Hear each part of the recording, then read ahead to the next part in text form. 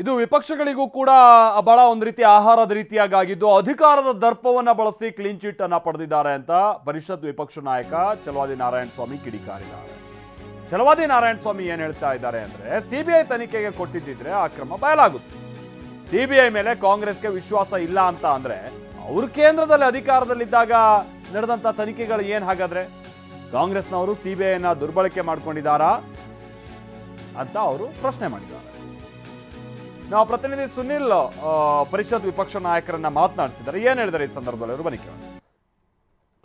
ಮೂಡ ವಿಚಾರದಲ್ಲಿ ದೊಡ್ಡ ಮಟ್ಟಿಗೆ ಬಿಜೆಪಿ ಜೆಡಿಎಸ್ ಪಾದಯಾತ್ರೆ ಮಾಡ್ತು. ಮುಖ್ಯಮಂತ್ರಿ ಅವರ ರಾಜೀನಾಮೆ ಪಡಿತೀವಿ ಅಂತ ಹೋರಾಟ ನಡೆಸ್ತು. ಇವತ್ತಿನ ಪರಿಸ್ಥಿತಿಯಲ್ಲಿ ಈಗಾಗಲೇ ಲೋಕಾಯುಕ್ತ ಕ್ಲೀನ್ ಚಿಟ್ ಕೊಟ್ಟಿದೆ. Reaction sir? ಈಗ ಕ್ಲೀನ್ ಚಿಟ್ ಅಂತ ವಿಷಯ ಬರ್ತಾ ಇದೆ. ಇದಕ್ಕೆ ಉತ್ತರ ಹೇಳ್ತೇನೆ ನಾನು. ಇದಕ್ಕೆ ಉತ್ತರ ಏನು ಅಂತಂದ್ರೆ, ಕ್ಲೀನ್ ಚಿಟ್ ಅಂತಲ್ಲ, ಕ್ಲೀನ್ ಚಿಟ್ ಕೊಟ್ಬಿಟ್ಟಿದ್ದಾರೆ. ಈಗ ಅದೇ ಹೇಳೋದು, ಕ್ಲೀನ್ ಚಿಟ್ನ ವಿಷಯ ಈಗ ಬಂದಿದೆ. ಮುಖ್ಯಮಂತ್ರಿಗಳ ಕೈ ತಳಗೆ ಕೆಲಸ ಮಾಡ್ತಕ್ಕಂಥ ಆಫೀಸರ್ಗಳು ಲೋಕಾಯುಕ್ತದಲ್ಲಿರೋದು.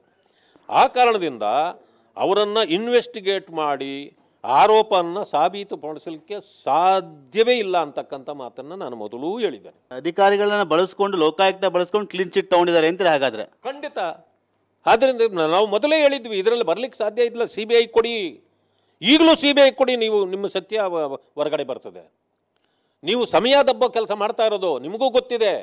ಅಧಿಕಾರದಿಂದ ಆವತ್ತೇ ಇಳಿದಿದ್ರೆ ನೀವು ಇವತ್ತು ಕ್ಲೀನ್ ಚಿಟ್ ಏನಾದರೂ ಕೊಟ್ಟಿದ್ರೂ ನಾವು ನಂಬಬಹುದಾಗಿತ್ತು.